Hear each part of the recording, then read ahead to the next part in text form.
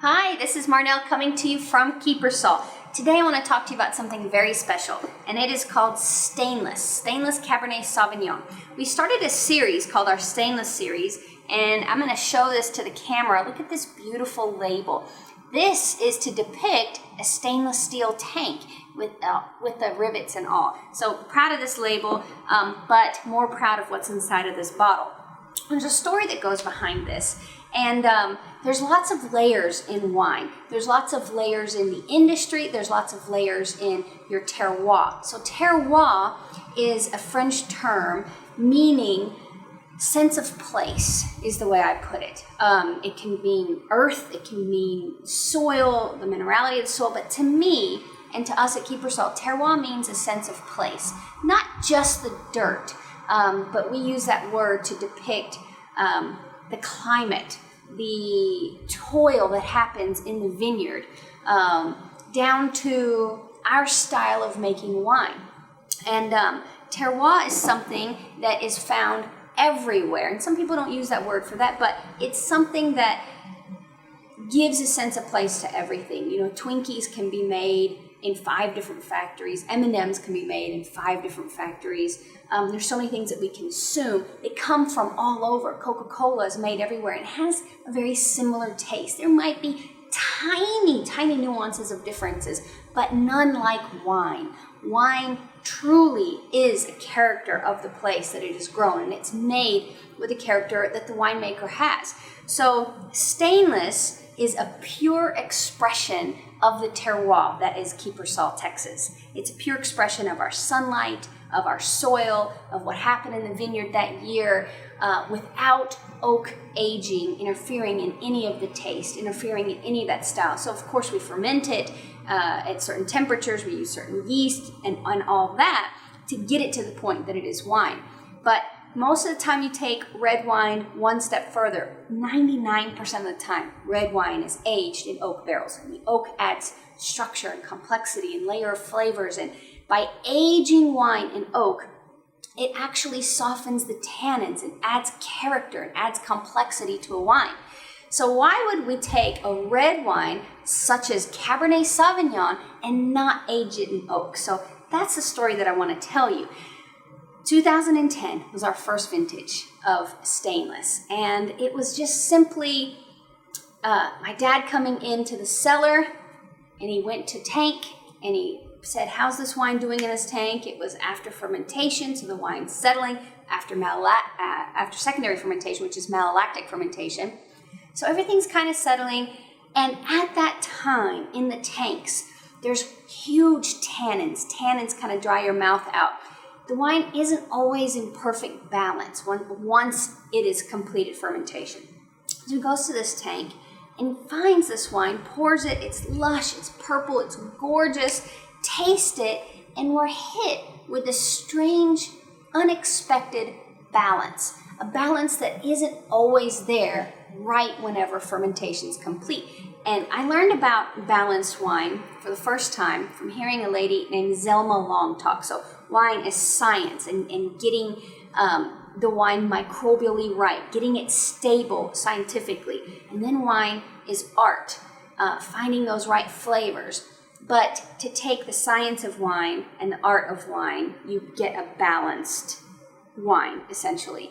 And in balance in terms of characteristics, and the best person to explain this was Zelma Long, and I hope she gets to see this video and hear that she had a great impact on our winemaking. And it is a balance of tannin, so the drying effect, a balance of acidity, not too acidic, a balance of alcohol, and a balance of flavor components. So once you get that balance, and there's not one poking or prodding or standing out, you have a great wine, a wine that can last. Sometimes you taste or you see a wine that's high alcohol. A lot of times, Zinfandels or Old Vine Zins. And I've had one that's 16% alcohol, and you think that's borderline port. You know, how can you drink a wine at 16% alcohol? But at balance, so something that can live up to the 16% alcohol or extremely tannic, and everything's in balance, nothing's poking and prodding, you know you've got a good wine. And that's how I judge personally what a good wine is to me. So my dad walks up, he tastes this wine out of this tank, and it hit him as a perfectly balanced wine. He's like, Marnelle, come here. At the time, Justin was there, Mike was there. We all come up and we taste the wine. And he's like, this is unbelievable. We should bottle this right now. And you know, the nice thing about having your own winery is if you have a whim, you can go with it. So we did just that. We bottled that wine as it was, without any oak exposure, without any oak expression to it, but a way to capture that gorgeous balance that it had. So that was the birth of Stainless.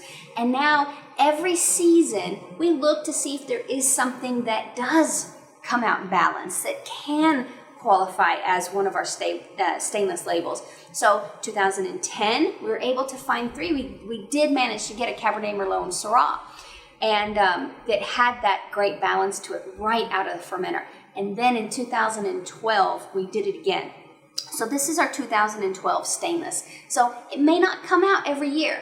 It may not shine every year, but when we find it, we will bottle that little novelty. And it is for a certain group of people, because a lot of people are expecting those layers of flavors coming from the oak. So if your curiosity gets you, if you're interested in trying something that is definitely non-conventional in the world of red wine, but to show off the pure expression of terroir without a lot of intervention from the oak barrels, that is made very well, you need to come and try this. This is an exciting wine. This is something that's different and so beautiful at the same time. So the 2012 vintage is our current vintage, and this is 2015 already.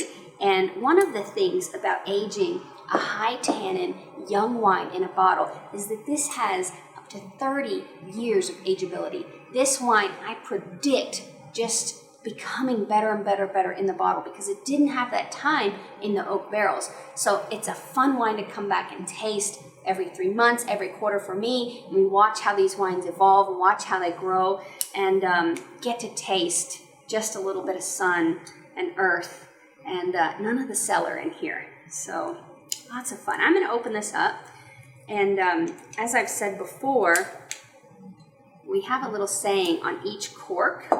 Today we're looking at 14. Go figure, carve your own niche. This is definitely carving our own niche. How cute is that? God is good, isn't he? So now I'm going to pour a little taste of this. Obviously a little Stainless for you. Cannot drink alone.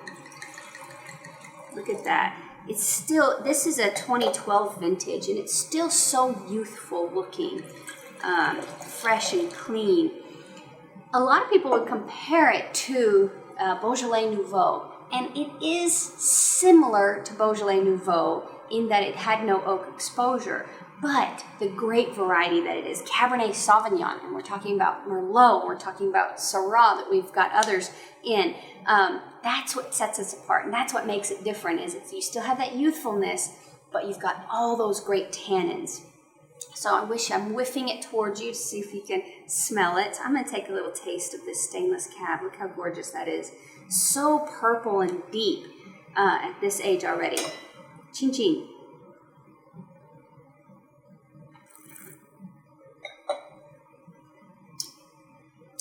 Tastes like East Texas, folks. It's delicious. I want you to come and try this. It is a winery exclusive wine. They are limited, and they're not there every year. So if it's out, look for it to come out following vintages. But right now we do have the 2012 available, so come check it out.